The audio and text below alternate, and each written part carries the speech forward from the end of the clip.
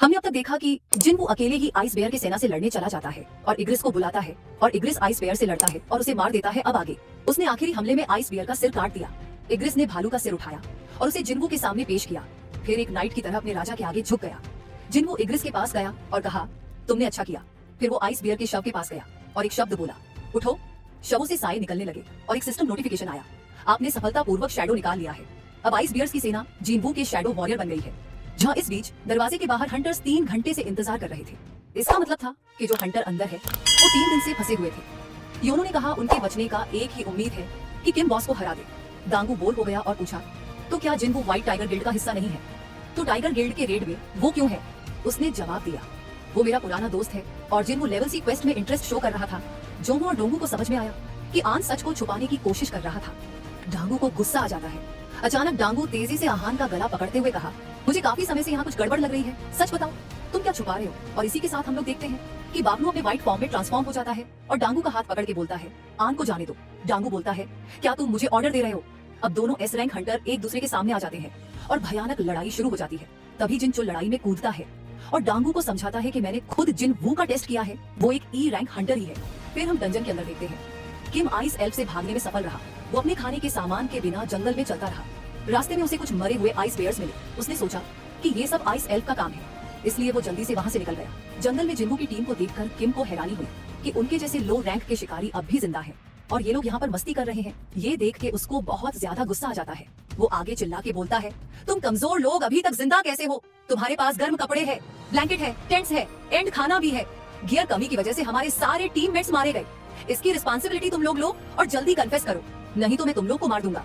और उसने अपनी तलवार निकाल ली, लेकिन अचानक जिन्वू आया और पीछे से किम को धक्का देकर गिरा दिया। फिर जिन्वू ने कहा, सभी लोग तुम्हारी गलत फैसले की वजह से मारे गए। तभी जिन अबू ने एक डरावनी ऊर्जा महसूस की और उसने कहा, तुम लोगों की छिपने वाली शक्ति बेकार है, तुम इसे हटा क्यों नहीं देते? इसके बाद एक आइस एल्फ की टुकड़ी अपने लीडर बरुका के साथ सामने आई। बरुका ने कहा कि इस कचरे में सिर्फ एक ही महान व्यक्ति है। तब जिन्वू ने पूछा, क्या तुम हमें कचरा कह रहे हो? बरुका हैरान था कि जिन्वू उसकी भाषा समझ सकता है। खुद जिन्वू को भी यह एहसास हुआ कि वह उनकी भाषा समझ रहा था। क्या ये बरुका का असर है? फिर बरुका बोलता है, इसी ने मुझे तुम्हारे बारे में बताया, जिसने पहले तुम पर हमला किया था। बरुका कहता है वो तुम्हारे साथ लड़ना चाहता है, लेकिन बरुका अपनी बात खत्म कर पाता इससे पहले ही जिन्वू उस आइस एल्फ का सर पलक झपकते ही एक ही बार में काट देता है। जिन्वू ने कहा, कुछ और कहना है? बरुका मुस्कुराते हुए बोला कि तुम एक मजेदार इंसान हो। जिन्वू ने बरुका पर अपने खंजर से हमला किया, लेकिन बरुका ने उसे रोक दिया और वो पीछे हट गया ताकि दूरी बनाए रख सके। और जिन्वू को एहसास हुआ कि आइस एल्फ्स का लीडर कोई आसान दुश्मन नहीं था। बरुका ने कहा कि उसके पास एक ऑफर है और इससे जिन्वू को कोई नुकसान नहीं होगा, लेकिन उससे पहले वह उससे कुछ पूछना चाहता था।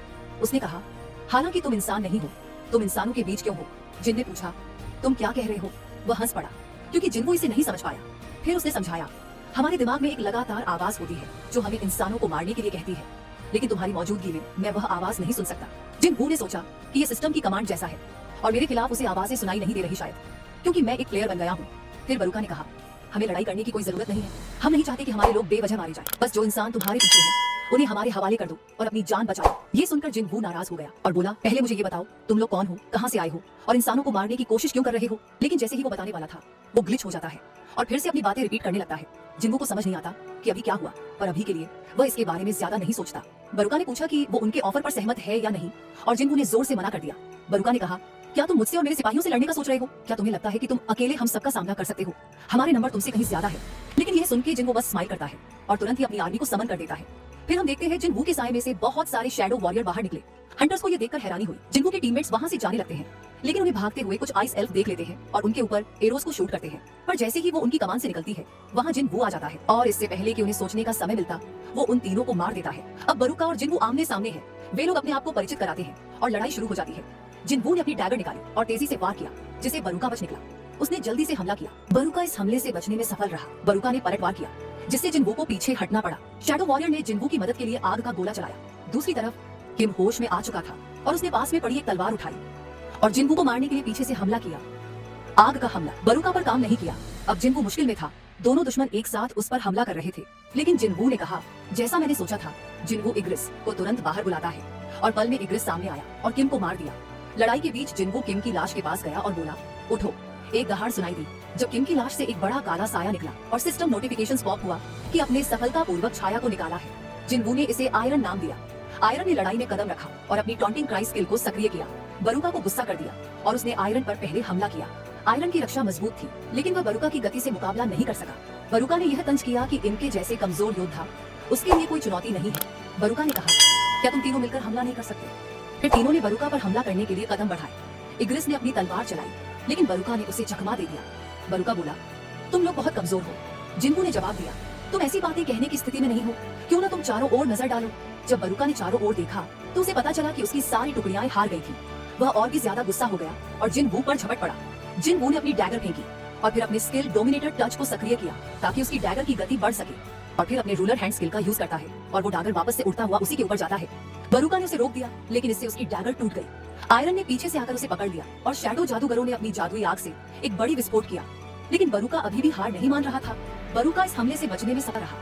बरुका गुस्से में आ गया और उसने चिल्लाते हुए कहा कि वह सबको मार डालेगा, लेकिन तभी अदृश्य जिन्बू ने एक नाजुक बिंदु पर वार किया, लेकिन बरुका ने हार नहीं मानी। लेकिन तभी पीछे से आयरन आकर उस पर कुल्हाड़ी से वार किया। कुल्हाड़ी के वार ने आखिरकार उसे हरा दिया। सिस्टम की सूचना आई कि डंजन का बॉस मार दिया गया है, तुम्हारा लेवल बढ़ गया है। उनके पास एक गेट खुल गया और जिन्बू ने उन्हें गेट से बाहर निकाला। शिकारियों को सुरक्षित लौटने की खुशी थी, लेकिन डंजन छोड़ने से पहले जिन्बू बरुका की लाश की तरफ बढ़ा। दूसरी तरफ व्हाइट टाइगर गिल्ड गेट के बाहर सुबह 3 बजे तक इंतजार कर रही थी, जिसका मतलब है कि हंटर्स को डंजन में 1 हफ्ता हो गया था। और अचानक उनके सामने लाल दरवाजा फिर से सामान्य हो गया।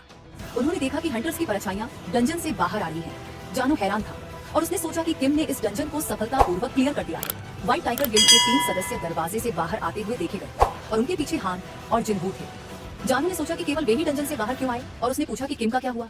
हिजिन ने कहा कि सिर्फ वे ही बाहर आए। ये सुनकर यानो चौंक गया, क्योंकि बचे हुए सिर्फ निचले स्तर के शिकारी थे।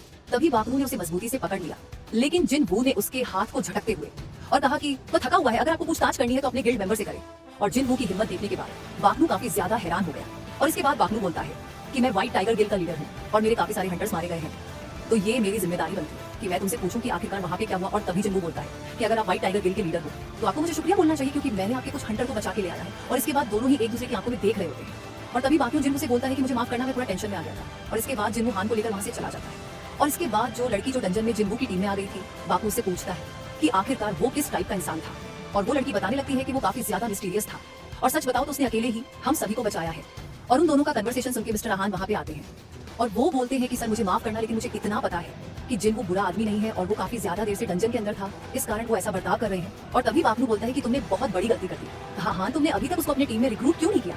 और इसके बाद वो अपने मन में सोचने लगता है कि वो एक एस रैंक हंटर के सामने खड़ा था, लेकिन फिर भी वो डरा नहीं। मैं उसको अपनी टीम में लाने के लिए कुछ भी कर सकता हूँ। और इसके बाद बाकनू बोलता है कि तुम्हें कुछ भी करना हो तुम करो, लेकिन उसको अपनी टीम में लेके आओ। इसके बाद जिन्बू ने हान को उसके घर छोड़ता है और कार में बैठते हुए जिन्बू अफसोस कर रहा है कि वो बरुका को शैडो क्यों नहीं निकाल सका। लेकिन उसको एक डैगर मिला और वो डैगर काफी ज्यादा पावरफुल है। इस डैगर की मदद से जो भी इसका यूज करेगा, डैगर उसके वेट को कम कर देगा और जिससे उसकी फुर्ती काफी ज्यादा बढ़ जाएगी। फिर सुबह अपार्टमेंट में जिन्बू को डंजन रेड के लिए यूजीन लेने आया था। बाद में उन्होंने हान को भी रिसीव किया और यूजीन, जिन्बू और हान नेक्स्ट रेड के लिए निकल जाते हैं। तो बस इस एपिसोड को हम यहीं तक रहने देते हैं। तो आई होप आप लोगों को वीडियो पसंद आया हो। आप लोग अपना ओपिनियन कमेंट सेक्शन में बताना कि आप लोगों को वीडियो कैसा लगा, और वीडियो पसंद आया तो वीडियो को लाइक कर देना और चैनल को भी सब्सक्राइब कर देना। और प्लीज़ आप लोगों से बहुत रिक्वेस्ट है, आप लोग अपना ओपिनियन कमेंट सेक्शन में देना कि आपके अकॉर्डिंग और मुझे क्या एक्सप्लेन करना चाहिए। सो मिलते हैं आप लोगों से अगली वीडियो में, तब तक के लिए गुड बाय।